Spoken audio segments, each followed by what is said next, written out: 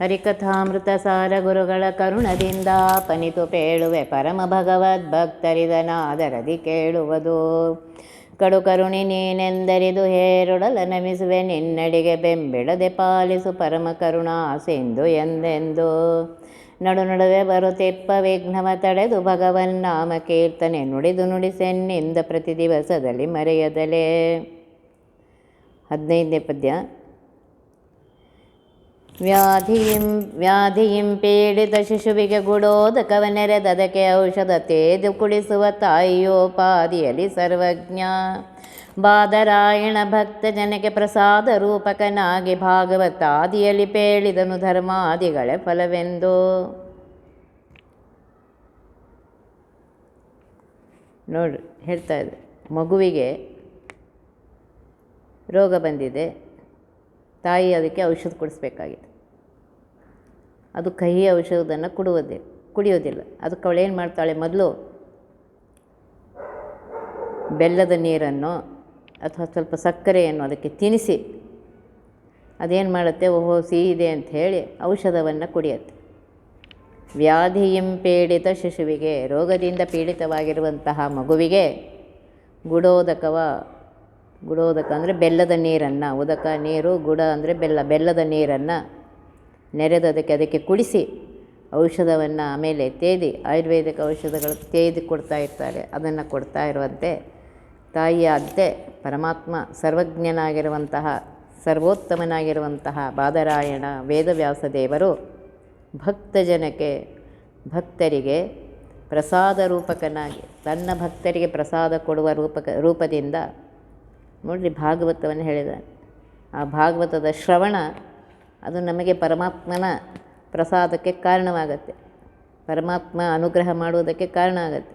ಅದರಿಂದ ಆ ಭಾಗವತದಲ್ಲಿ ಏನು ಹೇಳಿದ್ದಾರೆ ಪರಮಾತ್ಮ ವೇದವ್ಯಾಸ ದೇವರು, ಧರ್ಮಾದಿಗಳೇ ಫಲವೆಂದು ಹೇಳಿದ್ದಾರೆ. ಅವ್ರು ಹೇಳ್ತಾ ಇದ್ದಾರೆ, ಮೊದಲು ಭಾಗವತನ ಓದುವುದರಿಂದ ನಿನಗೆ ಧರ್ಮ ಮಾಡಲಿಕ್ಕೆ ಇದಾಗುತ್ತೆ, ಧರ್ಮದಲ್ಲಿ ಪ್ರವೃತ್ತನಾಗು, ಕರ್ಮದಲ್ಲಿ ಪ್ರವೃತ್ತನಾಗು. ಮೊದಲು ಕರ್ಮದಲ್ಲಿ ಪ್ರವೃತ್ತಿಯನ್ನು ಮಾಡಿಸಿ ಆಮೇಲೆ ನಿಷ್ಕಾಮ ಕರ್ಮಗಳನ್ನು ಮಾಡು ಅಂತ ಹೇಳ್ತಾ ಇದ್ದಾರೆ. ಕರ್ಮವನ್ನೇ ಮಾಡಲಿಕ್ಕೆ ತಯಾರಿಲ್ಲದೆ ಇರೋನಿಗೆ ನಿಷ್ಕಾಮ ಕರ್ಮ ಮಾಡು ಅಂದರೆ ಅವನು ಹೇಗೆ ಮಾಡು? ಮೊದಲು ನೀ ಕರ್ಮದಲ್ಲಿ ಪ್ರವೃತ್ತನಾಗು, ಈ ಕೆಲಸ ಮಾಡು, ನಿಂಗೆ ಒಳ್ಳೆಯದಾಗುತ್ತೆ, ದೇವರ ಅನುಗ್ರಹ ಆಗುತ್ತೆ, ಹೀಗೆ ಹೇಳಿದ್ದಾನೆ ಅಂತ ಹೇಳಿದಾಗ ಅವನು ಮಾಡಲಿಕ್ಕೆ ಶುರು ಮಾಡಿದ ಮೇಲೆ ಸ್ವಲ್ಪ ಆದ ಮೇಲೆ ನೋಡಪ್ಪ ಭಕ್ತಿಯಿಂದ ಮಾಡು. ಕರ್ಮಣ್ಯೇವಾಧಿಕಾರಸ್ಥೆ ಮಾ ಫಲೇಶು ಕದಾಚನ, ಮೊದಲು ದೇವರು ಹೇಳೇ ಬಿಟ್ಟಿದ್ದಾನೆ ಗೀತೆಯಲ್ಲಿ. ಕರ್ಮದಲ್ಲಷ್ಟೇ ನಿನಗೆ ಅಧಿಕಾರ ಅದಪ್ಪ, ಫಲ ನಿನ್ನ ಕೈಯಲ್ಲಿಲ್ಲ, ಫಲ ನನ್ನ ಕೈಯಲ್ಲಿದೆ ಅಂತ ಹೇಳ್ತಾ ಇದ್ದಾನೆ. ಅದನ್ನೇ ಇಲ್ಲಿ ಹೇಳ್ತಾ ಇದ್ದಾರೆ. ಕರ್ಮಗಳನ್ನೇ ಮಾಡದೇ ಇರುವಂತಹ ಸಾಮಾನ್ಯ ಜನರಿಗೆ ಮೊದಲು ಕರ್ಮದಲ್ಲಿ ಪ್ರವೃತ್ತಿಯಾಗಲಿ ಅಂತ ಹೇಳಿ ಆಮೇಲೆ ನಿಷ್ಕಾಮ ಕರ್ಮದಲ್ಲಿ ಮೊದಲು ಕರ್ಮದಲ್ಲಿ ಅಭಿರುಚಿ ಹುಟ್ಟಿಸಬೇಕು. ಆಮೇಲೆ ಅಭಿರುಚಿ ಹುಟ್ಟಿಸುವಾಗ ಈ ಕರ್ಮಕ್ಕೆ ಈ ಫಲ ಇದೆ, ಈ ಕರ್ಮಕ್ಕೆ ಈ ಫಲ ಇದೆ ಅಂತ ಶಾಸ್ತ್ರ ಹೇಳ್ತಾ ಇದೆ. ಯಾವಾಗ ಕರ್ಮದಲ್ಲಿ ನೀನು ಪ್ರವೃತ್ತನಾಗ್ತೀಯೋ ಆಗ ಹೇಳ್ತಾ ಇದ್ದಾರೆ ಅಸಂಗವಾಗುವುದರಿಂದ, ನಿಷ್ಕಾಮ ಕರ್ಮಗಳನ್ನು ಮಾಡುವುದರಿಂದ ಸುಖಿಯಾಗ್ತೆ ಅಂತ ಹೇಳ್ತಾ ಇದ್ದಾರೆ. ಆದ್ದರಿಂದ ಭಕ್ತಿಯಿಂದ ವರ್ಣ ಆಶ್ರಮ ದೇಶಕಾಲಕ್ಕೆ ಅನುಸಾರವಾಗಿ ಆ ಕರ್ಮಗಳನ್ನು ಭಕ್ತಿಯಿಂದ ಪರಮಾತ್ಮನ ಪೂಜೆ ಅಂತ ಹೇಳಿ ಅದನ್ನು ಮಾಡಬೇಕು. ಪರಮಾತ್ಮ ಇದು ನನಗೆ ಕೊಟ್ಟಿದ್ದಾನೆ, ಭಕ್ತಿಯಿಂದ ಇದು ನನ್ನ ಪೂಜೆ ಅಂತ ಹೇಳಿ ಅದಕ್ಕೆ ಹೇಳಿದ್ರು. ಬೆಳಗಿನಿಂದ ಹಿಡಿದು ಸಾಯಂಕಾಲದವರೆಗೂ ಮಾಡುತ್ತಿರುವಂತಹ ಪ್ರತಿಯೊಂದು ಕೆಲಸವು ವರ್ಣ ಆಶ್ರಮ ದೇಶ ಕಾಲಕ್ಕೆ ಅನುಸಾರವಾಗಿ ಮಾಡುವಂತಹ ಪ್ರತಿಯೊಂದು ಕೆಲಸವೂ ಪರಮಾತ್ಮನ ಪೂಜೆಯೇ. ಪರಮಾತ್ಮ ನಿನ್ನ ಆಜ್ಞೆಯಿಂದ ನೀನು ಪ್ರೀತಿಯಾಗಲೆಂದು ನಾನು ಮಾಡ್ತಾ ಇದ್ದೇನೆ ಪರಮಾತ್ಮ, ಇದನ್ನು ಸ್ವೀಕರಿಸಿ ನನಗೆ ಅನುಗ್ರಹ ಮಾಡು ಪರಮಾತ್ಮ ಅಂತ ಹೇಳಬೇಕು. ನಾವು ಮಾಡುವ ಪ್ರತಿಯೊಂದು ಕೆಲಸವೂ ಶ್ರದ್ಧೆಯಿಂದ, ಭಕ್ತಿಯಿಂದ, ವಿಶ್ವಾಸದಿಂದ ಪರಮಾತ್ಮನ ಪೂಜೆ ಅಂತ ಹೇಳಿ ಮನಸ್ಸು ಕೊಟ್ಟು ಮಾಡಿ ಅದನ್ನು ಪರಮಾತ್ಮನಿಗೆ ಅರ್ಪಿಸಬೇಕು ಪ್ರತಿಯೊಂದು ಕೆಲಸವು. ದೂರದಲ್ಲಿಹ ಪರ್ವತ ಘನಾಕಾರ ತೋರ್ಪುದು ನೋಳ್ಪ ಜನರಿಗೆ ಸಾರೆಗೈಯಲು ಸರ್ಪವ್ಯಾಘ್ರಗಳಿಂದ ಭಯವಿಹುದು. ಘೋರತರ ಸಂಸಾರ ಸೌಖ್ಯಾಸಾರತರವೆಂದರಿತು ನಿತ್ಯ ರಮಾರಮಣನಾಥ ಆರಾಧಿಸುವರದರಿಂದ ಬಲ್ಲವರು. ದೂರದಲ್ಲಿಹ ಪರ್ವತ ದೊಡ್ಡದಾಗಿ ಕಾಣಿಸುತ್ತೆ. ದೂರದಲ್ಲಿ ಒಂದು ಪರ್ವತ ಇದೆ, ಗುಡ್ಡ ಇದೆ, ಅದು ನೋಡಲಿಕ್ಕೆ ದೊಡ್ಡದಾಗಿ ಕಾಣಿಸ್ತಾ ಇದೆ. ನೋಡುವವರಿಗೆ ಹತ್ತಿರ ಬಂದರೆ ಅದರಲ್ಲಿ ಸರ್ಪ ವ್ಯಾಘ್ರಗಳ ಭಯ ಇದೆ. ದೂರದಿಂದ ದೂರದ ಬೆಟ್ಟ ನುಣ್ಣಗೆ ಅಂತ ಹೇಳ್ತಾರೆ. ಕನ್ನಡದಲ್ಲಿ ಒಂದು ಗಾದೆ ಇದೆ, ದೂರದ ಬೆಟ್ಟ ನುಣ್ಣಗೆ. ಭಾಳ ನುಣ್ಣಗೆ, ಏನು ಸಾಫ್ ಆಗಿದೆ, ಸ್ಮೂತ್ ಆಗಿದೆ ಅಂತ ಅನಿಸುತ್ತೆ. ಹತ್ತಿರ ಹೋದರೆ ನೋಡಿದ್ರೆ ಗೊತ್ತಾಗತ್ತೆ ಅದು ಹೇಗಿದೆ ಅಂತ. ಇಲ್ಲ ಅಷ್ಟೇ ಅಲ್ಲ, ಸರ್ಪ ವ್ಯಾಘ್ರಗಳೆಲ್ಲ ಅಲ್ಲಿದೆ. ಪರ್ವತಕ್ಕೆ ಹೋಗಬೇಕಾದ್ರೆ ಆ ಸರ್ಪ ವ್ಯಾಘ್ರಗಳ ಭಯವೂ ಇದೆ. ಅದರಿಂದ ಹತ್ತಿರ ಹೋದರೆ ಅದು ಭಯ ಇದೆ. ನೋಡಲಿಕ್ಕೆ ದೂರದಿಂದ ಚೆನ್ನಾಗಿದೆ ಅದು. ಅದೇ ರೀತಿಯಾಗಿ ಘೋರತರ ಸಂಸಾರ, ಈ ಸಂಸಾರ ಹೇಗಿದೆ ಅಂತಂದರೆ ನೋಡುವವರಿಗೆ ಚೆನ್ನಾಗಿ ತೋರಿದರೂ ಸಂಸಾರದಲ್ಲಿ ಸಿಕ್ಕಿ ಒದ್ದಾಡುವವನಿಗೆ ಆ ಅನುಭವದಿಂದ ಬೇಡಪ್ಪ ಸ್ವಾಮಿ, ಸಂಸಾರ ಬೇಡ, ಈ ಹೆಂಡತಿ ಮಕ್ಕಳ ಗಂಡ ಮಕ್ಕಳ ಕಾಟ ಬೇಡ, ಈ ಆಪ್ತೇಷ್ಟರ ದುರ್ವರ್ತನೆಗಳು ಬೇಡ, ಬಡತನದ ಅನುಭವ. ಭಾಗ್ಯವಂತರಾದರೂ ಅವಾಗೂ ಭಯ, ಯಾರು ತೊಗೊಂಡು ಹೋಗ್ತಾರೋ ಏನೋ, ಏನಾಗುತ್ತೋ ಏನೋ, ಹೀಗೆ ಭಯ. ಆದ್ದರಿಂದ ಇಲ್ಲಿ ಹೇಳ್ತಾ ಇದ್ದಾರೆ ಘೋರತರ ಸಂಸಾರ ಮೊದಲು ಅನಿಸುತ್ತೆ ಎಲ್ಲ ಚೆನ್ನಾಗಿರಬೇಕು ಅಂತ. ಘೋರತರ ಅದನ್ನು ಏನು ತಿಳ್ಕೋಬೇಕು ಅಂದರೆ ಅಸಾರ ಥರ ಕಾಮ, ಕ್ರೋಧ, ಲೋಭ, ಮೋಹ, ಮದ, ಮತ್ಸರ, ಅರಿಷಡ್ವರ್ಗಳೆಂಬ ಏನು ವ್ಯಾಘ್ರ ಮಹಾ ಸರ್ಪ ಇದೆ ಹೇಳ್ತಾ ಇದ್ದಾರೆ. ದೂರತಃ ಪರ್ವತೋ ರಮ್ಯ ಅಂತ ಹೇಳ್ತಾರೆ. ದೂರದಲ್ಲಿರುವ ಪರ್ವತ ರಮ್ಯವಾಗಿದೆ, ಹತ್ತಿರ ಹೋದು ನೋಡಿದರೆ ಆ ಗುಡ್ಡದ ಇದು ಕಾಣಿಸ್ತಾ ಇದೆ. ಅದೇ ರೀತಿಯಾಗಿ ಹೇಳ್ತಾ ಇದ್ದಾರೆ, ಸಂಸಾರ ಅನ್ನೋದು ಮೇಲೆ ನೋಡುವವರಿಗೆ ತುಂಬ ಚೆನ್ನಾಗಿದೆ ಅಂತ ಅನಿಸ್ಬೋದು. ದೂರದಿಂದ ನೋಡುವವರಿಗೆ, ಸಂಸಾರ ಸಿಕ್ಕಿ ಒದ್ದಾಡುವವನಿಗೆ ಗೊತ್ತು ಅನುಭವದಿಂದ, ಈ ಸಂಸಾರ ಸಾಕಪ್ಪ ಅಂತ ಹೇಳ್ತಾನೆ. ಅದನ್ನೇ ಇಲ್ಲಿ ಹೇಳ್ತಾ ಇದ್ದಾರೆ. ಅದು ಹಂಗಂತ ತಿಳ್ಕೊಂಡು ಹೇಳ್ತಾರೆ, ನಿತ್ಯ ರಮಾರಮಣನ ಆರಾಧಿಸುವರು ಬಂದರು. ಜ್ಞಾನಿಗಳಾದವರು ಆ ಸಂಸಾರ ಬಿಟ್ಟು ಹೋಗುವಂತೂ ಹೇಳ್ತಾ ಇಲ್ಲ. ಸಂಸಾರದಲ್ಲಿರು, ನಿನ್ನ ಕರ್ತವ್ಯ ಕರ್ಮಗಳನ್ನು ಮಾಡು. ಪರಮಾತ್ಮನ ಪೂಜೆ ಅಂಥೇಳಿ ಎಷ್ಟು ಕರ್ತವ್ಯ ಕರ್ಮಗಳೇ ಅದನ್ನು ಮಾಡಿ ಇದ್ದಾಗ ಅವಾಗೇನಾಗುತ್ತೆ ಅಂತಂದರೆ ನಿನಗೆ ತ್ರಾಸಾಗೋದಿಲ್ಲ. ಇಲ್ಲಿ ಅರಿಷಡ್ವರ್ಗಗಳೇ ಮಹಾ ಸರ್ಪ ವ್ಯಾಘ್ರಾದಿಗಳು. ಕಾಮ, ಕ್ರೋಧ, ಲೋಭ, ಮೋಹ, ಮದ, ಮತ್ಸರ ಇದು ಸಂಸಾರದಲ್ಲಿ ಇದ್ದೇ ಇದೆ. ಕಾಮ, ಅಷ್ಟು ದೊರಕಿದರೂ ಮತ್ತಷ್ಟು ಬೇಕೆಂಬ ಆಸೆ, ಕಷ್ಟ ಬೇಡೆಂಬಾಸೆ, ಕಡು ಸುಖವ ಕಾಂಬಾಸೆ, ನಷ್ಟ ಜೀವನದ ಆಸೆ, ಪುರಂದರ ವಿಠಲ ಅಂತ ಹೇಳಿ. ಮನುಷ್ಯನಿಗೆ ತೃಪ್ತಿ ಅನ್ನೋದಿಲ್ಲ. ದೇವರು ಏನು ಕೊಟ್ಟಿದ್ದಾನೆ ಅದರಿಂದ ಸಂತೋಷದಿಂದ ಇದ್ದು, ಪರಮಾತ್ಮ ನಿನ್ನ ಅನುಗ್ರಹದಿಂದ ನನಗೆ ಸಿಕ್ಕಿದೆ, ಇದು ನಿನಗೆ ಅರ್ಪಿತ ಅಂತ ಹೇಳಿ ಅದನ್ನು ಸುಖವನ್ನು ಅನುಭವಿಸಿ. ನಮಗೇನಾಗುತ್ತೆ ಅಂದರೆ, ಅದಕ್ಕೆ ಕೃಷ್ಣ ಹೇಳಿದ ಕಾಮಯೇಷ ಕ್ರೋಧಯೇಷ ಇವೇ ನೋಡಪ್ಪ ದೊಡ್ಡವು ಎರಡು ಶತ್ರುಗಳು. ನಮಗೆ ಇಚ್ಛೆ ಮಾಡ್ತೇವೆ, ಅದು ಸಿಗಲಿಲ್ಲ, ಅದು ಆಗಲಿಲ್ಲ ಅಂದರೆ ಅದಕ್ಕೆ ಇವರು ಕಾರಣ, ಅದಕ್ಕೆ ಇವರು ಕಾರಣ ಅಂತ ಕ್ರೋಧ ಶುರು ಆಗುತ್ತೆ. ಆ ಕ್ರೋಧದಿಂದ ಸಿಟ್ಟು ಬಂದಾಗ ಮನುಷ್ಯನಿಗೆ ಎಚ್ಚರ ಇರೋದಿಲ್ಲ, ನಾನು ಏನು ಮಾಡ್ತಾ ಇದ್ದೇನೆ ಏನು ಅಂತ. ಅವಾಗ ಅವನೇನು ಮಾಡ್ತಾನೆ, ನನ್ನ ಇದಕ್ಕೆ ಇವರೇ ಕಾರಣ ಅಂತ ಯಾರ್ಯಾರ ಜೊತೆಗೂ ಜಗಳ ಆಡೋಕ್ಕೆ ಶುರು ಮಾಡ್ತಾನೆ. ಲೋಭ, ದೇವರು ಏನು ಕೊಟ್ಟಿದ್ದಾನೆ ಸಂತೋಷದಿಂದ ಇರಬೇಕು. ಇಲ್ಲ ನಮಗೆ ಸಂತೋಷ ಇಲ್ಲ, ಮತ್ತೆ ಬೇಕು, ಇನ್ನೂ ಸ್ವಲ್ಪ ಬೇಕು ಅಂತಿರುತ್ತೆ. ಮೋಹ ನೋಡಿರಿ, ಏನು ಕೊಟ್ಟಿದ್ದಾನೆ ಅದರಲ್ಲಿ ನಾವಿರೋದಿಲ್ಲ. ಮೋಹ, ಅವರು ನಮಗೆ ಇವರಿಂದ ಹೆಂಡತಿ ಮಕ್ಕಳು ಗಂಡ ಮಕ್ಕಳು ಇವರಿಂದಲೇ ಎಲ್ಲ. ಇವ್ರನ್ನ ಬಿಟ್ಟಿರ್ಲಿಕ್ಕಾಗೋದಿಲ್ಲ. ಹಾಗೆ ಹೀಗೆ ಏನೋ 20 ಮದ ಸೊಕ್ಕು, ನನ್ನಷ್ಟು ಯಾರಿಗಿಲ್ಲ ಅಹಂಕಾರ ಶುರು ಆಗುತ್ತೆ. ಮತ್ಸರ, ನನಗಿಂತ ಅವ್ರಿಗೆ ಜಾಸ್ತಿ ಇದೆ, ನನಗಿಲ್ಲ ಅನ್ನೋ ಮತ್ಸರ. ಇವೇ ನೋಡ್ರಿ ನಮಗೆ ಶತ್ರುಗಳು. ಇವೇ ದೊಡ್ಡ ದೊಡ್ಡ ಸರ್ಪ ವ್ಯಾಘ್ರ ಇದ್ದಂತೆ, ಹುಲಿ ಸಿಂಹಗಳಿದ್ದಂತೆ. ಆದ್ದರಿಂದ ಇಲ್ಲಿ ಹೇಳ್ತಾ ಇದ್ದಾರೆ, ಬಲ್ಲವರು ಜ್ಞಾನಿಗಳು ಪರಮಾತ್ಮನ ತಿಳಿದುಕೊಂಡವರು ಈ ಸಾರ ನೋಡಿ, ಈ ಸಂಸಾರದ ಸುಖ ಅಸಾರ ಅಂತ ತಿಳಿದುಕೊಂಡು ನಿತ್ಯದಲ್ಲಿಯೂ ಲಕ್ಷ್ಮೀಪತಿಯಾಗಿರುವಂತಹ ಪರಮಾತ್ಮನನ್ನು ಆರಾಧಿಸುತ್ತಾ ಅವನು ಏನು ಕೊಟ್ಟಿದ್ದಾನೆ ಅದರಲ್ಲಿ ಸಂತೃಪ್ತಿಯಿಂದ ಇರಿ. ಆವಾಗಲೇ ಸಾಧನೆ ಆಗುತ್ತೆ, ಇದ್ದರೆ ಸಾಧನೆ ಆಗೋದೇ ಇಲ್ಲ.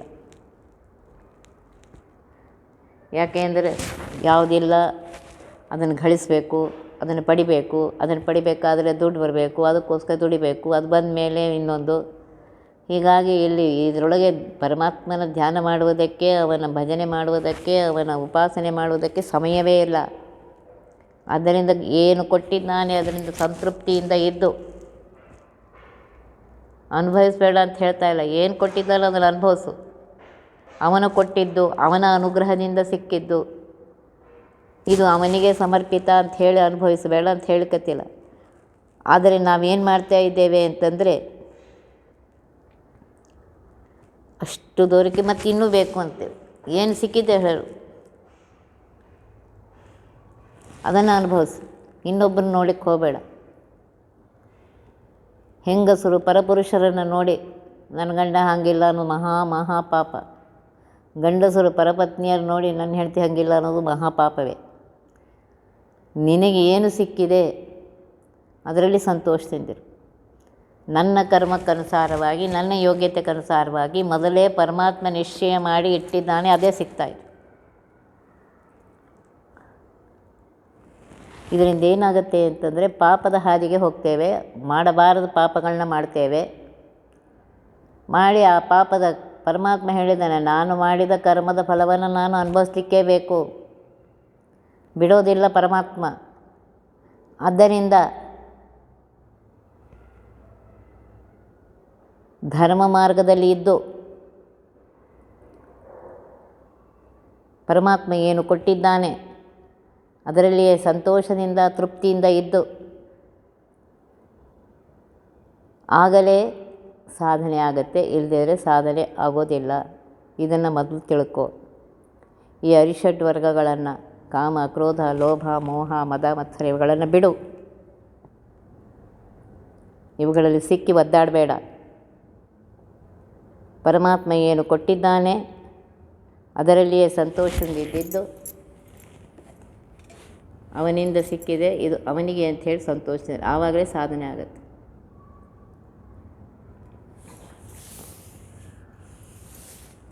ಅದಕ್ಕೆ ಪರಸತಿ ಪರಧನಕ್ಕಾಗಿ ಚಿಂತಿಸುತ್ತ ಉದರ ವೈರಾಗ್ಯವಿದು ನಮ್ಮ ಪದುಮನಾಭನನೆ ಲೇಷ ಭಕುತಿ ಇಲ್ಲದೆ ತೋರುವುದು. ಅದಕ್ಕೊಂದು ಹಾಡು ಮಾಡಿದ. ಪರಸತಿ ಪರಧನಕ್ಕಾಗಿ ಚಿಂತೆ ಮಾಡುತ್ತಾ ನೀನೇನು ಧ್ಯಾನ ಪೂಜೆ ಪುನಸ್ಕಾರ ಏನು ಮಾಡ್ತಾ ಇದೆಯಾ ಅದೆಲ್ಲ ಪರಮಾತ್ಮನಲ್ಲಿ ಭಕ್ತಿಯಿಂದ ಅಲ್ಲ, ಉದರ ವೈರಾಗ್ಯ ಅಂತ ಹೇಳ್ತಾರೆ. ತೋರಿಸುವ ವೈರಾಗ್ಯ ಇದು. ವಿಶೇಷವಾದ ಆಸಕ್ತಿ ಪರಮಾತ್ಮನಲ್ಲಿಲ್ಲ, ವಿಶೇಷವಾದ ಆಸಕ್ತಿ ಈ ಸಂಸಾರದಲ್ಲಿಯೇ ಇದೆ ನಿಂಗೇನು. ಅದನ್ನು ಬಿಡು. ನಮ್ಮ ಪದುಮನಾಭನಲ್ಲಿ ಲೇಷ ಭಕ್ತಿ ಇಲ್ಲದೆ ಮಾಡ್ತಾ ಇದ್ದೀವಿ ಇದೆಲ್ಲ ಕೆಲಸ. ಲೇಷ ಅಂದರೆ ಒಂದು ಕಿಂಚಿತ್ತೂ ಭಕ್ತಿ ಇಲ್ಲ, ಅದು ಬೇಕಾಗಿಲ್ಲ ಪರಮಾತ್ಮನಿಗೆ. ಪರಮಾತ್ಮ ಕೊಟ್ಟಿದ್ದರಲ್ಲಿ ಸಂತೃಪ್ತಿಯಿಂದ ಇದ್ದು ಪರಮಾತ್ಮನ ಧ್ಯಾನ ಆಗಲೇ ಪರಮಾತ್ಮನ ಧ್ಯಾನ ಆಗುತ್ತೆ, ಇಲ್ಲದೇ ಧ್ಯಾನ ಆಗೋದೇ ಇಲ್ಲ. ಆದ್ದರಿಂದ ಇಲ್ಲಿ ಹೇಳ್ತಾ ಇದ್ದಾರೆ, ಈ ಸಂಸಾರ ಸುಖ ಪರ್ಮನೆಂಟಾಗಿ ಹಿಂಗೆ ಇರುತ್ತೆ ಅಂತೇನು ತಿಳ್ಕೊಬೇಡ. ಏನಿದೆ ಅದನ್ನು ಇದು ಮಾಡಿಕೊಂಡು ಲಕ್ಷ್ಮೀಪತಿಯಾಗಿರುವಂತಹ ಪರಮಾತ್ಮನನ್ನು ಧ್ಯಾನ ಮಾಡುತ್ತಾ ಆ ಸುಖವನ್ನು ಅವನಿಗೆ ಅರ್ಪಿಸು. ನಿನ್ನ ಮನಸ್ಸಿನಂತೆ ಆಗದೇ ಇದ್ದರೆ ಅದು ನಿನ್ನ ಕರ್ಮ ಅಂಥೇಳಿ ಸುಮ್ಮನೆ ಕೂತ್ಕೊ.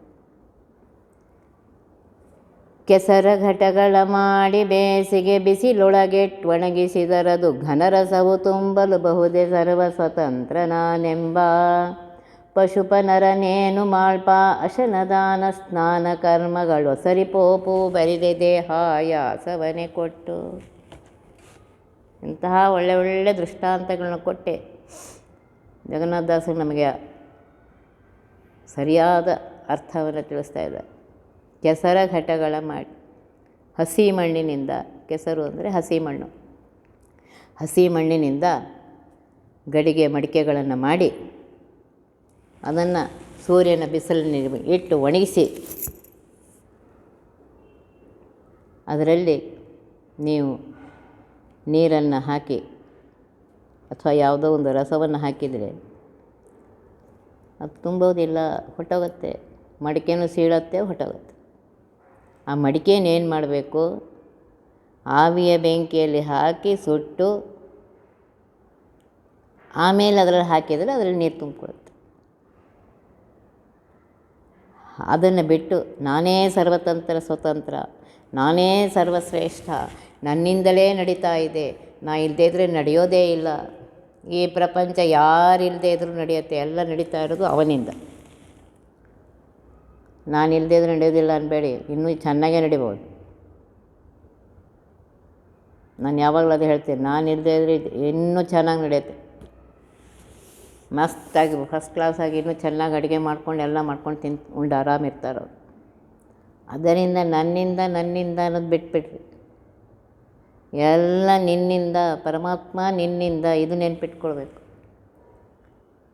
ಎನ್ನಿಂದ ಈ ಪರಿ ಉಂಟೇನೋ ನಿನ್ನದೇ ಸಕಲ ಸಂಪತ್ತು. ಪರಮಾತ್ಮ ನನ್ನಿಂದ ಏನಪ್ಪ, ನನ್ನ ಯೋಗ್ಯತೆಗೆ ಒಂದಗಳ ಅನ್ನನೂ ಸಿಕ್ಕೋದಿಲ್ಲ, ಒಂದು ಹನಿ ನೀರು ಸಿಕ್ಕೋದಿಲ್ಲ. ನಿನ್ನ ಅನುಗ್ರಹದಿಂದ ನನಗಿದೆಲ್ಲ ಸಿಕ್ಕಿದೆ. ಇರಲಿಕ್ಕೆ ಮನೆ ಇದೆ, ತೊಡಲಿಕ್ಕೆ ಬಟ್ಟೆ ಇದೆ, ಹೊಟ್ಟೆಗೆ ಅನ್ನವಿದೆ, ಇದು ನಿನ್ನ ಅನುಗ್ರಹದಿಂದ. ಇದು ಯಾವಾಗಲೂ ನೆನಪಿಟ್ಕೊಳ್ಬೇಕು. ಅದರಂತ ಹೇಳ್ತಾ ಇದ್ದಾರೆ ಪರಮಾತ್ಮ ನೀನೇ ಸರ್ವತಂತ್ರ ಸ್ವತಂತ್ರ, ನೀನೇ ಸರ್ವಕರ್ತ. ನಾನು ಅಹಂಕಾರ ಬಿಡ್ರಿ, ನಾನೇ ಕರ್ತ, ನನ್ನಿಂದೇ ಆಗ್ತಾ ಇದೆ, ನಾನೇ ಮಾಡ್ತಾ ಇದ್ದೀನಿ, ನನ್ನಷ್ಟು ಯಾರು ಮಾಡ್ತಾರೆ, ನನ್ನ ಹಾಗೆ ಎಲ್ಲ ಇದು ಬಿಟ್ಬಿಡ್ಬೇಕು. ಇದಕ್ಕೆ ಹೇಳ್ತಾ ಇದ್ದಾರೆ ಪಶುಪನರ ಅಂತ ಇದ್ದಾರೆ. ಅಂದರೆ ಅಜ್ಞಾನಿ, ತಿಳುವಳಿಕೆ ಇಲ್ಲದೆ ಇರುವಂತಹ, ಅಹಂಕಾರದಿಂದ ಇರುವಂತಹ ಎರಡು ಕಾಲಿನ ಮನುಷ್ಯ ಪಶುಪನರ ಅಂತ ಇದ್ದಾರೆ. ಇವನು ಪಶು ಇದ್ದಾಗೆ, ಎರಡು ಕಾಲಿದೆ, ಅವಕ್ಕೆ 4 ಕಾಲಿರುತ್ತೆ, ಇದಕ್ಕೆ 2 ಕಾಲಿದೆ ಮನುಷ್ಯ. ಅಹಂಕಾರ ಇದ್ದವನು ಹಾಗಾಗತ್ತೆ. ಅದಕ್ಕೆ ಹೇಳಿದ್ರು ಕೆಸರ ಘಟಗಳ ಮಾಡಿ, ಕೆಸರಿನಿಂದ, ಹಸಿ ಮಣ್ಣಿನಿಂದ ಮಡಿಕೆಗಳನ್ನು ಮಾಡಿ, ಗಡಿಗೆಗಳನ್ನು ಮಾಡಿ ಬರೀ ಬಿಸಿಲಲ್ಲಿಟ್ಟು ಒಣಗಿಸಿದರೆ ಅದರಲ್ಲಿ ನೀರು ತುಂಬಲಿಕ್ಕೆ ಅಥವಾ ಯಾವ ರಸವು ತುಂಬಲಿಕ್ಕೆ ಸಾಧ್ಯವಿಲ್ಲ. ಅದೇ ರೀತಿಯಾಗಿ ಸರ್ವತಂತ್ರ ಸ್ವತಂತ್ರ ನಾನೆಂಬ ಪಶುಪ, ನಾನೇ ಸರ್ವತಂತ್ರ ಸ್ವತಂತ್ರ, ನನ್ನಿಂದೇ ನಡೀತಾ ಇದ್ದಾನೆ, ಅವನು ಪಶುವಿನ ಸಮಾನ ಅಂತ ಇದ್ದಾರೆ. ಆ ಮನುಷ್ಯ ಪಶುವಿನ ಸಮಾನ. ಸರ್ವತಂತ್ರ ಸ್ವತಂತ್ರ ಪರಮಾತ್ಮ ಒಬ್ಬನೇ, ಸರ್ವಶ್ರೇಷ್ಠ ಪರಮಾತ್ಮ ಒಬ್ಬನೇ. ಅವನು ಮಾಡುವಂತಹ ಅಶನ, ಊಟ, ದಾನ, ಅನ್ನದಾನ ಆಗಲಿ, ಯಾವುದೇ ದಾನ ಆಗಲಿ, ಅನ್ನದಾನವಾಗಲಿ, ಸ್ನಾನವಾಗಲಿ, ಕರ್ಮವಾಗಲಿ, ಎಲ್ಲ ಒಸರಿಪೋಪು ಅಂತ ಇದ್ದಾರೆ. ಅವು ಏನು ಅವನಿಗೆ ಏನು ಮಾಡೋದಿಲ್ಲ, ಬರೀದೇ ದೇಹಾಯಾಸವನ್ನೇ ಕೊಟ್ಟು. ದಾನ ಮಾಡುವವರು ನನ್ನಷ್ಟು ದಾನ ಮಾಡೋರು ಯಾರು? ಅಹಂಕಾರ ಬರುತ್ತೆ. ಈ ಅಹಂಕಾರ ಇದೆ ನೋಡ್ರಿ, ಇನ್ನೂ ಆ ಕೆಲಸ ಶುರುನೇ ಆಗಿರೋದಿಲ್ಲ, ಇನ್ನೂ ಕೆಲಸ ಪ್ರಾರಂಭವೇ ಆಗಿಲ್ಲ. ತತ್ಪೂರ್ವದಲ್ಲಿ ನನ್ನಷ್ಟು, ನಾನು ಎಲ್ಲ ಶುರು ಆಗುತ್ತೆ. ಇದನ್ನು ಬಿಡಬೇಕು. ನನ್ನಷ್ಟು ಮಾಡೋರು ಯಾರು, ನನ್ನಷ್ಟು ಹೇಳೋರು ಯಾರು, ನನ್ನಷ್ಟು ಕೇಳೋರು ಯಾರು, ನನ್ನಷ್ಟು ಹಂಗೆ ಯಾರು, ನನ್ನಷ್ಟು ಇದು ಬಿಟ್ಟುಬಿಡ್ರಿ. ನೀನು ಏನೂ ಅಲ್ಲ, ಏನೋ ಪರಮಾತ್ಮ ಅನುಗ್ರಹ ಮಾಡಿ ನನ್ನಿಂದ ಈ ಕೆಲಸಗಳನ್ನು ಮಾಡಿಸ್ತಾ ಇದ್ದಾನೆ. ಪರಮಾತ್ಮ ಇದು ನಿನ್ನಿಂದ ಆಗಿದೆಯಪ್ಪ, ಇದು ನಿನಗೇ ಸಮರ್ಪಿತ ಅಂತ ಹೇಳ್ರಿ. ಇಲ್ಲದೇ ಇದ್ದರೆ ಪಶುಪನರ ಅಂತ ಇದ್ದಾರೆ. ಪಶುವಿಗೆ ಸಮಾನನಾಗಿರುವಂತಹ ಮನುಷ್ಯ ಅಜ್ಞಾನಿ, ಅವನಿಗೇನೂ ಗೊತ್ತಿಲ್ಲ, ಕೇವಲ ಅಹಂಕಾರ ಮಾತ್ರ ಇದೆ. 2 ಕಾಲಿದೆ ಅಷ್ಟೇ. ಮನುಷ್ಯ ಅಂತ ಅನಿಸ್ಕೊಳ್ಳಿಕ್ಕೆ ಅವನು 4 ಕಾಲಿಲ್ಲ, 2 ಕಾಲಿದೆ. ಅವನು ಮಾಡುವಂತಹ ಅನ್ನದಾನವೇ ಇರಲಿ, ಸ್ನಾನ ಕರ್ಮವೇ ಇರಲಿ, ಎಲ್ಲ ಹೊಟ್ಟೋಗತ್ತೆ ಅಂತ ಹೇಳ್ತಾರೆ. ಬರೀ ದೇಹಾಯಾಸವನ್ನು ಕೊಡ್ತಾರೆ. ನಾನು ನಿಮ್ಗೆ ಹೇಳಿದ್ದೇನೆ, ಸ್ನಾನ ಮಾಡುವಾಗ ಏನೇನೋ ಹಾಡುಗಳನ್ನು ಏನೇನೋ ಹೇಳ್ಕೊತಾ ಚೀರ್ಕೋತಾ ಒದರ್ಕೋತಾ ಮಾಡಬೇಡ್ರಿ. ಹೇಳ್ತೇನೆ, ಒಂದು ಸ್ನಾನ ಎಷ್ಟು ಕೊಡ್ತಾ ಇದ್ದೆ. ಶರೀರ ಶುದ್ಧರ್ಥಂ ಅಂತಃಕರಣ ಶುದ್ಧರ್ಥಂ ಜ್ಞಾತಾಜ್ಞಾತ ದೋಷ ಪರಿಹಾರಾರ್ಥಂ. ಒಂದು ಸ್ನಾನ ಮಾಡುವುದರಿಂದ ಶರೀರ ಶುದ್ಧಿ ಅಂತೂ ಆಗ್ತಾಯಿದೆ, ಜೊತೆಗೆ ಅಂತಃಕರಣ ಅದು ಇಂಪಾರ್ಟೆಂಟ್. ಅಂತಃಕರಣ ಅಂದರೆ ಮನಸ್ಸು ಶುದ್ಧಿ ಇರಬೇಕು. ಹೊರಗಿನ ಶರೀರ ಶುದ್ಧಿ ಇದ್ದರೆ ಏನು ಮಾಡಬೇಕು? ಮನಸ್ಸಿನ ಶುದ್ಧಿಯೇ ಇಲ್ಲದೇ ಇದ್ದರೆ ಜ್ಞಾತಾಜ್ಞಾತ ದೋಷ ಪರಿಹಾರ. ನಾವು ಪ್ರತಿ ಕ್ಷಣಕ್ಕೆ ತಿಳಿಯದೋ ಅನಂತ ಪಾಪಗಳನ್ನ ಮಾಡ್ತೇವೆ, ಅನಂತ ಪಾಪಗಳು ಮಾಡ್ತೇವೆ. ಒಂದು ಸ್ನಾನ ಮಾಡುವುದರಿಂದ ಪರಮಾತ್ಮ ಎಷ್ಟು ಅನುಗ್ರಹ ಮಾಡ್ತಾ ಇದ್ದಾನೆ, ನಮಗೆ ಇದ್ರ ಕಡೆ ಲಕ್ಷ್ಯ ಇಲ್ಲ. ನಾನು ಬಚ್ಚಲ ಮನೆಯಲ್ಲೇ ಮಾಡ್ತಾ ಇರೋದು ತುಳಸಿ ಅಶ್ವತ್ಥ ನಾರಾಯಣ ವಿಷ್ಣು ವೈಷ್ಣವ ಸನ್ನಿಹಿತೆ ಅಸ್ಮಿನ್ ಜಲಾಶಯ ಮಂಗಲ್ಯ ಮೂರ್ತಿ ಭಾರತೀ ರಮಣ ಮುಖ್ಯ ಪ್ರಾಣಾಂತರ್ಗತ ಶ್ರೀಭೂ ಸಮೇತ ಶ್ರೀ ವೆಂಕಟೇಶ ಅಥವಾ ಲಕ್ಷ್ಮೀನಾರಾಯಣ ಪ್ರೀತ್ಯರ್ಥಂ. ನಾವು ಇದೆ ನೋಡ್ರಿ, ಅರಿತವರಿಗೆ ಹರಿಪೂಜೆ ಸುಲಭವೋ ಅಂತ ಹೇಳಿದ್ರು. ಅರಿತವರಿಗೆ ಸರಿಯಾಗಿ ತಿಳ್ಕೊಂಡು ಮಾಡಿದ್ರೆ ಪ್ರತಿಯೊಂದು ಕೆಲಸವು ಪರಮಾತ್ಮನ ಪೂಜೆಯೇ. ಬಿಂಬನಾಗಿ ಪರಮಾತ್ಮ ಒಳಗಿದ್ದಾನೆ. ನಾ ಇದೇನು ಸ್ನಾನ ಮಾಡ್ತಾ ಇದ್ದೇನೆ, ಆ ಬಿಂಬನಿಗೆ ಅಭಿಷೇಕ ಅಂತನ್ನು. ಆಗೇನಾಗುತ್ತೆ, ಪ್ರತಿಯೊಂದು ಕ್ಷಣ ಪ್ರತಿಯೊಂದು ಕೆಲಸವೂ ಪರಮಾತ್ಮನ ಪೂಜೆ ಆಗುತ್ತೆ. ಪರಮಾತ್ಮ ಒಳಗಿದ್ದು ಮಾಡಿಸ್ತಾ ಇದ್ದಾನೆ. ಸ್ನಾನವೇ ಇರಲಿ, ದಾನ ಮಾಡ್ತಾ ಇದೆಯಾ, ಅಹಂಕಾರ ಬೇಡ. ನನ್ನಷ್ಟು ದಾನ ಮಾಡೋರು ಯಾರು? ಪರಮಾತ್ಮ ನೀನು ಹೇಗಿದ್ದರೂ ನಿನಗೆ ಮನುಷ್ಯ ಶರೀರ ಕೊಟ್ಟಿದ್ದಾನೆ. ಅವನಷ್ಟು ಕೊಡೋರು ಯಾರೂ ಇಲ್ಲ ಪ್ರಪಂಚದಲ್ಲಿ. ಇವತ್ತಿಲ್ಲ ನಾಳೆ ಅವನು ಸುಧಾರಿಸ್ಯಾನ, ಇವತ್ತಿಲ್ಲ ನಾಳೆ ಸುಧಾರಿಸ್ಯಾನ ಅಂತ ಪರಮಾತ್ಮ ಕೊಡ್ತಾ ಇದ್ದಾನೆ. ದೇಹವನ್ನು ಕೊಟ್ಟಿದ್ದಾನೆ, ಅನ್ನವನ್ನು ಕೊಟ್ಟಿದ್ದಾನೆ, ಇರಲಿಕ್ಕೆ ಮನೆಯನ್ನು ಕೊಟ್ಟಿದ್ದಾನೆ, ಬಟ್ಟೆಗಳನ್ನು ಕೊಟ್ಟಿದ್ದಾನೆ. ಹೇಗೆ ತಂದೆ ತಾಯಿಗಳು ಇವತ್ತಿಲ್ಲ ನಾಳೆ ನನ್ನ ಮಗ ಸುಧಾರಿಸ್ಯಾನು ಅಂತಿದೆಯೋ, ಹಾಗೆ ಪರಮಾತ್ಮ ಕೊಟ್ಟಿದ್ದಾನೆ. ಪರಮಾತ್ಮನ ಸಮಾನ ಕೊಡೋರು ಮತ್ತಾರೂ ಇಲ್ಲೇ ಇಲ್ಲ. ಅವನು ಇಷ್ಟೇ ಪರಮಾತ್ಮ ಬಯಸ್ತಾ ಇರೋದು, ಅದನ್ನು ಉಣಬೇಡ ತಿನ್ನಬೇಡ ಅಂತ ಹೇಳಿಲ್ಲ. ಆ ಎಲ್ಲ ಸಮಯದಲ್ಲಿ ಅವನನ್ನು ಸ್ಮರಣೆ ಮಾಡಿ, ಪರಮಾತ್ಮ ಇದು ನಿನ್ನಿಂದ ನನಗೆ ಬಂದಿದೆ, ಇದು ನಿನಗೆ, ಇಷ್ಟೇ ಬೇಕಾಗಿರೋದು. ಹೇಳ್ತಾ ಇದ್ದಾರೆ, ತುಳಸಿ ಅಶ್ವತ್ಥನಾರಾಯಣ ವಿಷ್ಣು ವೈಷ್ಣವ ಸನ್ನಿತೆ ಅಸ್ಮಿನ್ ಜಲಾಶಯ ಮಂಗಲ್ಯ ಮೂರ್ತಿ ಭಾರತೀ ರಮಣ ಮುಖ್ಯ ಪ್ರಾಣಾಂತರ್ಗತ ಶ್ರೀಭೂ ಸಮೇತ ಶ್ರೀ ವೆಂಕಟೇಶ. ಪರಮಾತ್ಮ ನೀವು ಬಚ್ಚಲ ಮನೆಯಲ್ಲೇ ಮಾಡ್ತಾಯಿದ್ರು, ಆ ಎಲ್ಲ ಸನ್ನಿಧಾನ ಇಲ್ಲಿದೆ ಅಂತ ಹೇಳ್ತಾ ಇದ್ದಾರೆ. ಹೇಳಿ ಆ ರೀತಿಯಾಗಿ ಮಾಡು, ಆಗ ಆ ಕರ್ಮ ನಿನಗೆ ಫಲವನ್ನು ಕೊಡುತ್ತೆ. ದಾನ ಮಾಡುವಾಗ ಪರಮಾತ್ಮ ಕೊಡ್ತಾ ಇದ್ದಾನೆ, ಅವನೇ ಕೊಟ್ಟಿದ್ದು ಅವನಿಗೆ ಕೊಡ್ತಾ ಇದ್ದೇನೆ, ಇದು ಇರಬೇಕು. ಇಲ್ಲದೇ ಇದ್ದರೆ ಈ ಎಲ್ಲ ಕರ್ಮದ ಫಲ ಒಸರಿ ಪೋಪು ಅಂತ ಹೇಳ್ತಾರೆ. ನಿನಗೆ ಏನೂ ಕೊಡದೆ, ಫಲವನ್ನು ಕೊಡದೆ ಎದುರಿಗೆ ಅಹಂಕಾರದಿಂದ ಪಾಪವನ್ನೇ ಕೊಟ್ಟು ದೇಹಾಯಾಸವನ್ನೇ ಕೊಡ್ತಾಯಿದ್ದೆ. ಆದ್ದರಿಂದ ತಿಳ್ಕೊಂಡು ಮಾಡು, ಪ್ರತಿಯೊಂದು ಕೆಲಸ ತಿಳ್ಕೊ. ಈಗ ಯಾಕೆ ಹೇಳಿದ್ದಾರೆ ಶಾಸ್ತ್ರದಲ್ಲಿ, ಹೀಗೆ ಯಾಕೆ ಮಾಡಬೇಕು? ನಾವು ಇದನ್ನು ಮಾಡೋದೇ ಇಲ್ಲ. ಅದನ್ನೇ ಹೇಳ್ತಾರೆ, ಪಶುಪ ನರನು ಏನೇನು ಮಾಡಿದರು ಅದೆಲ್ಲ ಅನ್ನದಾನವೇ ಇರಲಿ, ಯಾವುದೇ ಇರಲಿ, ಸ್ನಾನ ಕರ್ಮವೇ ಇರಲಿ, ಯಾವುದೇ ಕರ್ಮವೇ, ಅವೆಲ್ಲ ದೇಹಾಯಾಸ ಕೊಟ್ಟು ಅವನಿಗೆ ಯಾವ ಫಲವನ್ನು ಕೊಡದೆ ಹೊಟ್ಟೋಗುತ್ತೆ ಅಂತ ಹೇಳ್ತಾಯಿದ್ವಿ.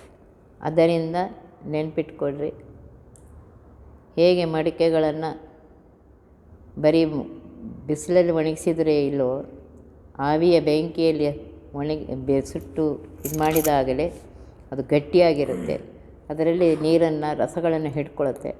ಹಾಗೆ ನಾನು ಸ್ವತಂತ್ರನಲ್ಲ, ಪರಮಾತ್ಮ ಒಬ್ಬನೇ ಸ್ವತಂತ್ರ ಅನ್ನುವ ಇದರಿಂದ ಅಹಂಕಾರವನ್ನು ಬಿಟ್ಟು ನಾನೇ ಸರ್ವಕರ್ತ ಅಲ್ಲ, ಪರಮಾತ್ಮನೇ ಸ್ವತಂತ್ರಕರ್ತ ಅಂಥೇಳಿ ಅಹಂಕಾರನ ಬಿಟ್ಟು ನೀನು ಏನೇನು ಕರ್ಮಗಳ ಮಾಡ್ತೀಯ ಅದನ್ನು ಪರಮಾತ್ಮ ನನ್ನಿಂದ ಮಾಡಿಸ್ತಾ ಇದ್ದಾನೆ, ಪರಮಾತ್ಮ ಇದು ನಿನಗೆ ಅರ್ಪಿತ ಅಂತ ಹೇಳ್ತಾರೆ. 2 ದೀಕ್ಷೆಗಳಿಯಹು ಬಾಹ್ಯಾಂತರವೆನಿಪನಾಮದಲ್ಲಿ ಬುಧರಿಂದರಿತು ದೀಕ್ಷಿತನಾಗು ದೀರ್ಘದ್ವೇಷಗಳ ಬಿಟ್ಟು ಹರಿಯ ಸರ್ವೋತ್ತಮಕ್ಷರಾಕ್ಷರ ಪುರುಷ ಪೂಜಿತ ಪಾದ ಜನ್ಮಾದ್ಯರ ವಿದೂರ ಸುಖಾತ್ಮ ಸರ್ವಗನೆಂದು ಸ್ಮರಿಸುತ್ತಿರು. 2 ದೀಕ್ಷೆಗಳಿವೆ, ಬಾಹ್ಯ ದೀಕ್ಷೆ, ಅಂತರಂಗ ದೀಕ್ಷೆ.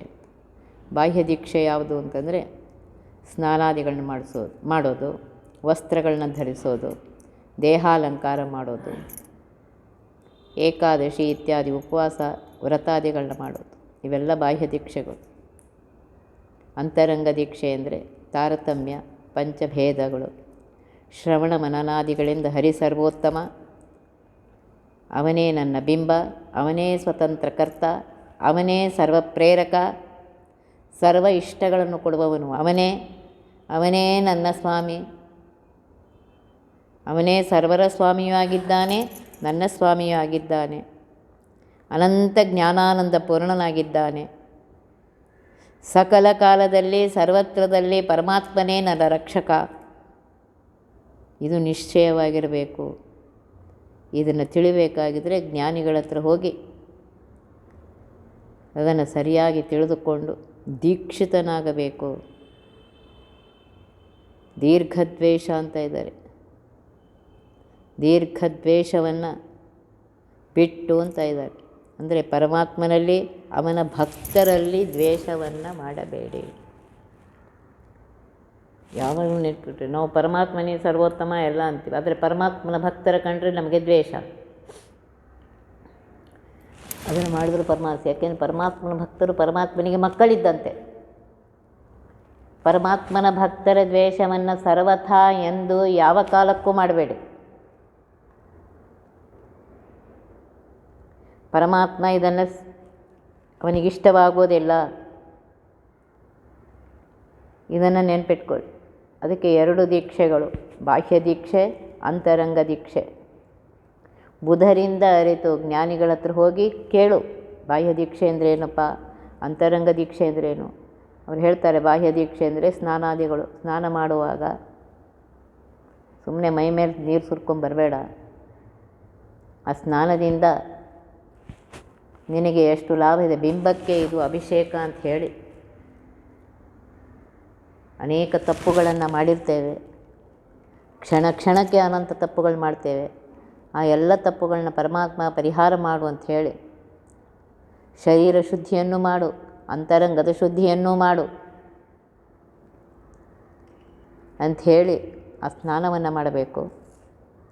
ವಸ್ತ್ರ ಧರಿಸುವಾಗ ಪರಮಾತ್ಮ ವಸ್ತ್ರದಲ್ಲಿ ನೋಡಿರಿ, ಹಿಂದೆ ಓದಿದ್ದೀರಿ, ನೂಲಿನಲ್ಲಿ, ಹತ್ತಿಯಲ್ಲಿ, ಶುದ್ಧ ಮಾಡದೇ ಇರುವ ಹತ್ತಿಯಲ್ಲಿ ಪರಮಾತ್ಮ, ಶುದ್ಧ ಮಾಡಿದ ಹತ್ತಿಯಲ್ಲಿ, ನೂಲಿನಲ್ಲಿ, ಆ ಬಟ್ಟೆಯಲ್ಲಿ ಅನಿರುದ್ಧಾದಿ ರೂಪದಿಂದ ಪರಮಾತ್ಮ ತಾನಿದ್ದು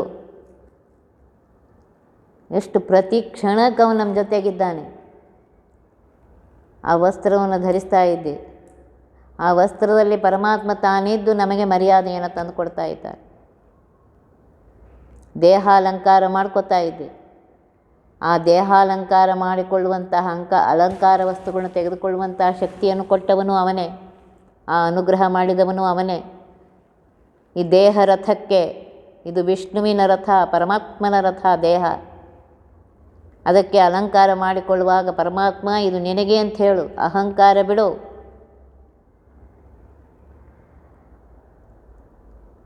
ಏಕಾದಶಿ ಉಪವಾಸ ಇತ್ಯಾದಿ ವ್ರತಗಳನ್ನು ಮಾಡು.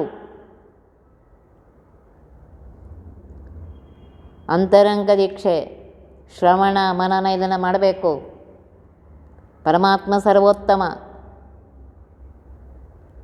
ಅವನೇ ನನ್ನ ಬಿಂಬ, ಅವನೇ ಸ್ವತಂತ್ರ ಕರ್ತ, ಸರ್ವರಿಗೂ ಪ್ರೇರಕನೂ ಅವನೇ, ಸರ್ವರ ಇಷ್ಟವನ್ನು ಪೂರ್ತಿ ಮಾಡುವವನು ಅವನೇ, ಸರ್ವರಿಗೂ ಸ್ವಾಮಿಯಾದವನು ಅವನೇ, ಅವನೇ ನನಗೆ ಸ್ವಾಮಿಯಾಗಿದ್ದಾನೆ. ಅನಂತ ಜ್ಞಾನಾನಂದ ಪೂರ್ಣನಾಗಿರುವಂತಹ, ಸರ್ವತ್ರ ವ್ಯಾಪ್ತನಾಗಿರುವಂತಹ, ಸಕಲ ದೇಶ ಕಾಲಗಳಲ್ಲಿರುವಂತಹ ಪರಮಾತ್ಮನೇ ನನ್ನ ರಕ್ಷಕ. ಇದನ್ನು ತಿಳ್ಕೋಬೇಕು. ಇದು ಅಂತರ್ದೀಕ್ಷೆ ಅಂತ ಅನಿಸ್ಕೊಳುತ್ತೆ. ಆಮೇಲೆ ಹೇಳ್ತಾರೆ, ದೀರ್ಘ ದ್ವೇಷಗಳ ಬಿಟ್ಟು. ಯಾವತ್ತೋ ಒಂದು ದಿವಸ ಏನೋ ಮಾಡಿರ್ತಾರೆ, ಅದೇ ಇಟ್ಕೊಂಡು ಕೂಡಬೇಡ್ರಿ. ಅವನಿಗೆ ದೇವರು ಹಾಗೆ ಪ್ರೇರಣೆ ಮಾಡ್ದ, ನಂದು ಹಾಗೆ ಇತ್ತು ಅಂತ ಬಿಟ್ಬಿಡ್ರಿ. ಅದೇ ದ್ವೇಷ ಇಟ್ಕೊಂಡ್ರೆ ಏನಾಗುತ್ತೆ?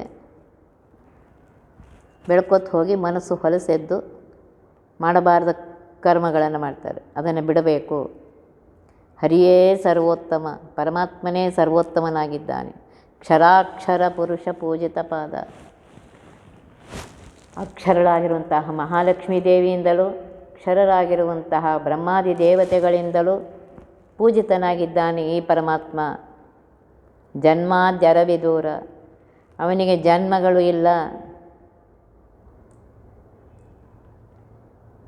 ಸುಖಾತ್ಮ ಜ್ಞಾನಾನಂದ ಶರೀರನಾಗಿದ್ದಾನೆ, ಸರ್ವತ್ರ ವ್ಯಾಪ್ತನಾಗಿದ್ದಾನೆ ಅನ್ನುವುದನ್ನು ನೆನಪಿಟ್ಕೋ. ಅದೇ ರೀತಿಯಾಗಿ ಸ್ಮರಣೆ ಮಾಡ್ತಾ ಇರು. ಈ ಸ್ಮರಣೆ ಪ್ರತಿ ಕ್ಷಣಕ್ಕಿರಬೇಕು. ಶ್ರುತಿ ಸ್ಮೃತಿ, ಪರಮಾತ್ಮನಿಗೆ 2 ಕಣ್ಣಂತ. ಶ್ರುತಿ ಅಂದರೆ ವೇದಗಳು, ಸ್ಮೃತಿ ಅಂತಂದರೆ ಪುರಾಣ ಇತ್ಯಾದಿಗಳು. ಇದು ಪರಮಾತ್ಮನ ಕಣ್ಣುಗಳು, 2 ಕಣ್ಣುಗಳು. ಸರ್ವೇಷ್ಟದಾಯಕನಾಗಿರುವಂತಹ ಪರಮಾತ್ಮನೇ ನಮ್ಮ ಸರ್ವ ಅರಿಷ್ಟಗಳನ್ನು ನಿವಾರಣೆ ಮಾಡಿ, ಸರ್ವೋತ್ತಮನಾದಂತಹ ಪರಮಾತ್ಮ ನಮ್ಮ ಅಭಿಷ್ಟಗಳನ್ನು ಪೂರ್ತಿ ಮಾಡ್ತಾನೆ. ಇದು ನೆನಪಿರಲಿ. ಅವನೇ ಸರ್ವತ್ರದಲ್ಲಿದ್ದಾನೆ ಅನ್ನುವುದನ್ನು ಪ್ರತಿ ಕ್ಷಣಕ್ಕೆ ಅವನ ಸ್ಮರಣೆ ಬರ್ತಾ ಇರಬೇಕು. ಈ 2 ದೀಕ್ಷೆಗಳನ್ನು ತಿಳಿದುಕೊಂಡು ಗುರುಗಳ ಹತ್ರ ಹೋಗಿ ಅದಕ್ಕನುಸಾರವಾಗಿ ನಿನ್ನ ಆಚರಣೆಯನ್ನು ಇಟ್ಟುಕೊಂಡು ಮಾಡು. ಆಗ ಪರಮಾತ್ಮ ನಿನಗೆ ಅನುಗ್ರಹ ಮಾಡ್ತಾನೆ ಅಂತ ಹೇಳ್ತಾ ಇದ್ದಾರೆ. ಒತ್ತಿ ಬಹ ವಿಘ್ನಗಳ ಕಳೆದಪ ಮೃತ್ಯುವಿಗೆ ಮರೆ ಮಾಡಿ ಕಾಲನ ದೂತರಿಗೆ ಭೀಕರವ ಪುಟ್ಟಿಸಿ ಸಕಲ ಸಿದ್ಧಿಗಳ ಒತ್ತಿಗೊಳ್ಳಿಸಿವನರು ಹೇಕ್ಷಣ ನೃತ್ಯ ಮಾಡುವರವರ ಮನೆಯೊಳು ನಿತ್ಯ ಮಂಗಳ ಹರಿಕಥಾಮೃತ ಸಾರ ಪಡಿಸುವರ.